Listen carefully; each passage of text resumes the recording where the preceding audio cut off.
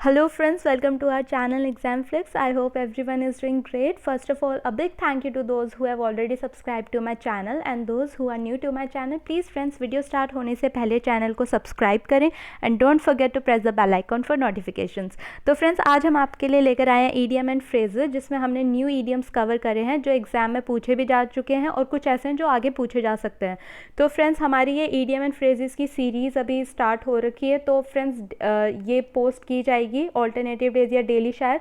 तो आप हमारे चैनल पर बेल बटन दबा लीजिएगा ताकि आपको नोटिफिकेशन आ जाए जब भी आए और आप याद कर पाएँ. और फ्रेंड्स एक और चीज़, आज का जो इडियम एंड फ्रेजेस है इसके एंड में हमने रिविजन सेशन भी रखा है. तो आप वीडियो के एंड में पता कर सकते हैं, फिर चेक कर सकते हैं खुद को कि आपको कितने ईडियम्स आज याद हो गए.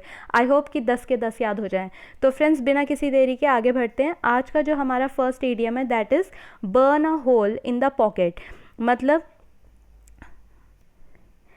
इसका मतलब होता है मनी स्पेंड क्विकली. ठीक है. और फ्रेंड्स ये बहुत ही अच्छा ईडियम है. इसका मतलब होता है कि जब आप पैसे खर्च कर देते हैं शीघ्रता से, मतलब जल्दी जल्दी जब आप पैसे खर्च करते हैं कि आपके पास पैसे आए और उड़ा दिए. मान लो आपकी फर्स्ट मंथ की सैलरी आई 50,000 और आपने उड़ा दिए मतलब एक हफ्ते में कि पार्टी करते फ्रेंड्स, जॉब लगी है, पहली सैलरी मिली है ना. तो burn a hole in the pocket. तो आप इसको लिंक कर सकते हैं इजीली ऐसे कि देखो बर्न अ होल मतलब गड्ढा, बर्न करके गड्ढा कर देना. कहाँ में? पॉकेट में. तो देखो अगर पॉकेट में गड्ढा हो गया तो आपके पैसे तो निकल जाएंगे ना. तो निकल जाएंगे, यहाँ पे वेस्ट नहीं होगा, यहाँ पे होगा कि निकल गए हैं मतलब जल्दी जल्दी जल्दी निकल गए हैं. तो मनी स्पेंड क्विकली. तो इधर से आप क्विकली को लिंक करिएगा और मनी स्पेंड क्विकली. ठीक है. अगर आपकी पॉकेट में पैसे रखते हो आप तो पैसे, अगर आपकी पॉकेट में छेद हो गया तो आपके पैसे तो गिर जाएंगे है ना. मतलब इसका मतलब क्विकली स्पेंड हो जाएंगे. ठीक है. Next idiom is burn one's fingers. इसका मतलब है to get oneself into trouble. मतलब खुद का नुकसान कर बैठना. तो कई बार आपने देखा होगा अगर जो किचन में जाते हैं, पहली बार गए हैं और कुछ हलवा बना रहे हैं तो कढ़ाई पे हाथ लगा लेते हैं गलती से है ना. तो कई ऐसे लोग होते हैं या फिर छोटे बच्चे होते हैं जिन्हें पता नहीं होता कि कैसे यूज़ करना है गैस स्टोव या बंद करना है या फिर चीज़ों को हाथ नहीं लगाना है जो गर्म है. तो वो हाथ जला बैठते हैं. तो अपना खुद का नुकसान जब आप कर लेते हो तो उसे कहते हैं बर्न वंस फिंगर. चाहे नुकसान किसी भी तरह का हो तो इसको ध्यान रखना. तो बर्न देखिए, बर्न मतलब जलाना, और खुद की उंगली जला लोगे मतलब खुद का ही तो नुकसान कर रहे हो. तो यहाँ से आप इसको याद रखना. Next idiom is burn the midnight oil. इसका मतलब होता है स्टडिंग टिल लेट नाइट. मतलब देर रात तक मेहनत करना, देर रात तक पढ़ाई करना. जो देर रातों तक मेहनत करते हैं, चाहे वो पढ़ाई की बात हो या फिर कोई ऑफिस में बैठ के पूरी रात भर काम कर रहा हो, इसका मतलब होता है बर्न द मिडनाइट ऑयल. और आप इसको याद कैसे रखेंगे कि देखिए बर्न द मिडनाइट ऑयल. तो बर्न कर रहे हैं क्या? Midnight oil. मिडनाइट क्या हो गई? रात है ना. तो रात को आप ऑयल को जला रहे हैं. तो आप कब जलाओगे रात को ऑयल? जब कुछ काम कर रहे होगे, जैसे लैंप वगैरह होते थे है ना, लालटेन वगैरह वगैरह. तो उसमें क्या होता था, आप जलाकर पढ़ते थे पुराने टाइम में. जैसे यहाँ पे बच्चे देखिए ये जलाकर पढ़ रहे हैं सारे. तो अगर आप रात को ऑयल जलाकर पढ़ रहे हैं तो इसका मतलब आप मेहनत कर रहे हैं, स्टडी कर रहे हैं या फिर कोई काम कर रहे हैं लेट नाइट. ठीक है. कब? Late night. Next idiom is burning question. इसका मतलब होता है हॉट इशू. जैसे आजकल जो बर्निंग क्वेश्चन है, जो हॉट इशू चल रहा है, दैट इज़ गवर्नमेंट एग्ज़ाम्स हमारे कब होंगे. जैसे कोविड-19 की जो सिचुएशन है उसमें कब होंगे कुछ पता नहीं है. कब होंगे? लॉकडाउन के बाद होंगे या नहीं होंगे कुछ नहीं पता अभी. तो सब कुछ पेंडिंग है अभी. तो इसका बर्निंग क्वेश्चन को हिंदी में कहते हैं ज्वलंत प्रश्न या फिर ऐसा सब्जेक्ट जिस पे बात करी जानी चाहिए, अ सब्जेक्ट ऑफ टॉक. ठीक है. और इसका ये क्वेश्चन जो होता है ये मतलब नीड्स टू बी आंसर्ड. इसका है ना बहुत ही ज़्यादा इसको आंसर चाहिए रहता है कि कोई इसका आंसर करे है ना, टू बी आंसर्ड. तो ऐसे जैसे आप लोग हैं गवर्नमेंट एग्ज़ाम्स की तैयारी कर रहे हैं तो आपको चाहिए कि आपका जो पेपर है वो कब होगा तो आपको आंसर किया जाए. तो ये होता है बर्निंग क्वेश्चन मतलब हॉट इशू. ठीक है, जो चर्चा में है. और आप इसको याद कैसे करेंगे कि देखिए क्वेश्चन जल रहा है. तो क्वेश्चन जल रहा है मतलब आपके अंदर जल रहा है क्वेश्चन कि भाई इसका आंसर तो दो, जवाब तो दो. ठीक है. तो वहाँ से आप याद रखेंगे बर्न से हॉट. ठीक है. इशू, हॉट इशू जो भी है उसके ऊपर. नेक्स्ट इज़ बरी द हैशेड, बरी द हैशेड का मतलब होता है टू एंड अ हॉस्टिलिटी, ठीक है, दुश्मनी खत्म करना। तो ये देखिए, ये कुल्हाड़ी लेके आप किसी का सर काटने या हाथ पैर काटने के लिए आप जा रहे थे पहले, है ना, क्योंकि आपको लड़ाई करनी थी, दुश्मनी थी, आपको कोई आपका एनिमी था, तो आपको उससे एनमिटी थी, है ना, दुश्मनी थी, तो आप उसको मारने जा रहे थे, लेकिन आपने सोचा नहीं यार सही इंसान है वो, किसी ने आपको बताया, तो आपने क्या करा, जो कुल्हाड़ी थी, है ना, जो एक्स थी, उसको क्या कर दिया आपने, गड्ढे में दफना दिया, ठीक है, दफना दिया। तो जब आप हैशेट इसका मतलब होता है एक्स, ठीक है, जो कुल्हाड़ी होती है उसको बोलते हैं हैशेट। तो जब आप एक्स को ही, हैशेट को ही अगर आप बरी कर देंगे, मतलब उसको दफना देंगे, तो इसका मतलब आप दुश्मनी ख़त्म कर रहे हैं, है ना। तो हॉस्टिलिटी मतलब दुश्मनी, ठीक है, आप ख़त्म कर रहे हैं। Next is by fits and starts, इसका मतलब होता है इरेगुलरली, और इसको आप याद करिए ऐसे, देखो फिट्स मतलब फिट हो गया, ठीक है, यहाँ पे आप इसको लिंक करिए फिट से कि एक जगह फिट हो गया, और स्टार्ट मतलब फिर से स्टार्ट हो गया, है ना। तो यहाँ पे देखिए ये है शेयर मार्केट का, तो यहाँ पे देखिए ये प्राइस यहाँ पे फिक्स हो गया, फिर से स्टार्ट हो गया, अब इधर फिक्स हो गया था तो वापस से स्टार्ट हो गया, नीचे गिरने लग गया, है ना। तो क्या हो रहा है, इरेगुलरली हो रहा है, कभी नीचे जा रहा है, कभी ऊपर जा रहा है, कभी कहीं पे फिक्स हो जा रहा है, फिर कहीं पे स्टार्ट हो जा रहा है, तो इरेगुलरली हो रहा है ये। तो बाय फिट्स एंड स्टार्ट आप याद रखना, एक जगह फिट हो गया लेकिन वापस से स्टार्ट हो गया, तो इरेगुलरली, ठीक है, याद रहेगा। नेक्स्ट इज बाय हुक और बाय क्रुक, ठीक है, कहते हैं ना कि या तो ऐसे या तो वैसे, गलत या सही किसी भी ढंग से बस काम होना चाहिए, है ना, बाय हुक और बाय क्रुक। तो बाय एनी मीन्स राइट और रॉन्ग, मतलब किसी भी तरीके से, चाहे वो सही हो या फिर गलत हो, ठीक है। तो आप इसको याद रखेंगे, हुक, हुक आपको पता है ये हुक होता है कोई भी, है ना, हुक होता है, तो हुक में इसको लटका लिया, क्यों लटकाया, क्योंकि इसको कोई है बंदा, उसको है ना कॉन्ट्रैक्ट साइन करवाना था, और ये जो पर्सन है ये करने नहीं दे रहा है ऐसा काम, क्योंकि इसको सच्चाई पता है कि वो इलीगल काम है, तो जो ये कॉन्ट्रैक्ट है ये साइन करवाना है, बट ये कर नहीं रहा, तो इसको हुक से लटका दिया कि या तो तू साइन कर दे या फिर तेरे को घेर देंगे ऊंचाई से, है ना, उठा के। और बाय क्रुक, ठीक है, क्रुक का मतलब वैसे ऐसे लाठी होती है ना, जो सीनियर सिटीजन्स होते हैं वो लाठी पकड़ के चल रहे होते हैं, तो उसको कहते हैं क्रुक। और ये देखिए ये कह रहा है या तो हुक से, अगर हुक से नहीं माना तो क्रुक, मतलब लाठी से पिटाई करके फिर इसको साइन करवाना पड़ेगा। तो या तो गलत या तो सही तरीके से, अगर बात से मान गया तो सही तरीके से, और नहीं माना तो हुक और बाय क्रोक, ठीक है, ध्यान रखना।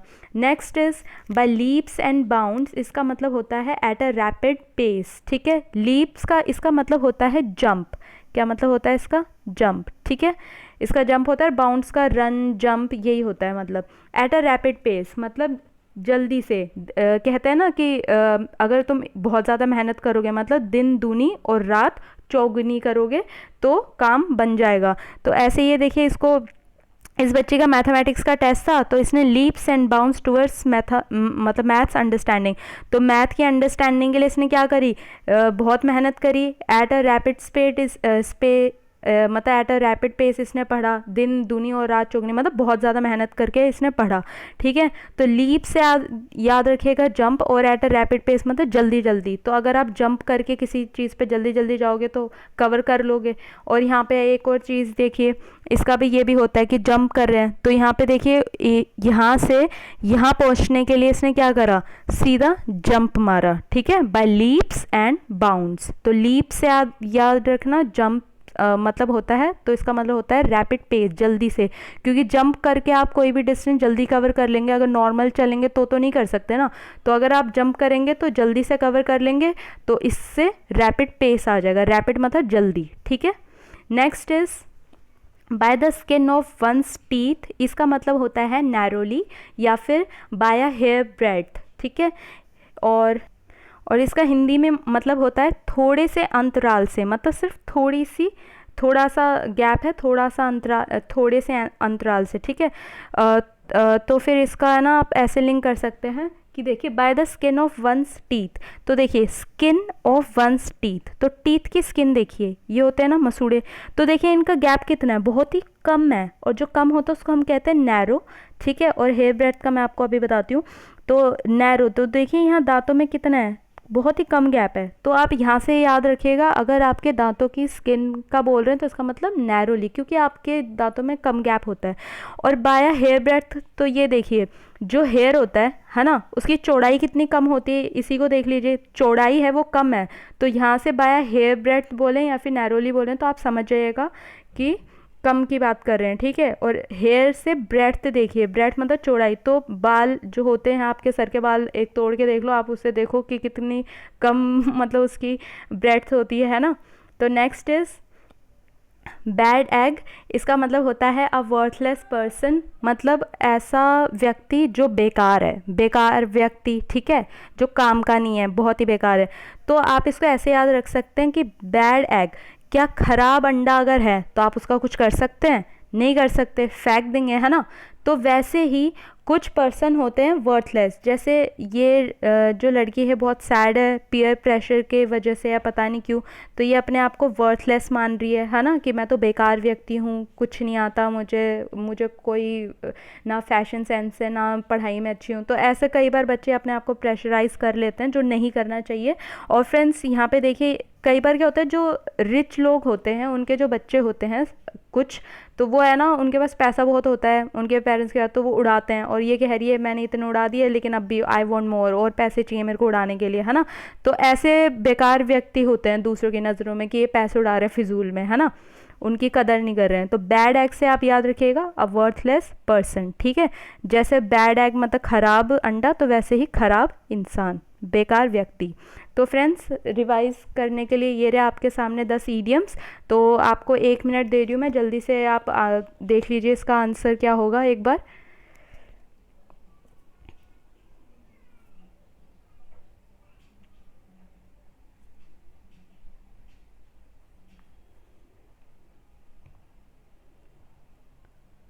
आई होप आपने देख लिया होगा, आपको याद आ गए होंगे सारे आंसर्स।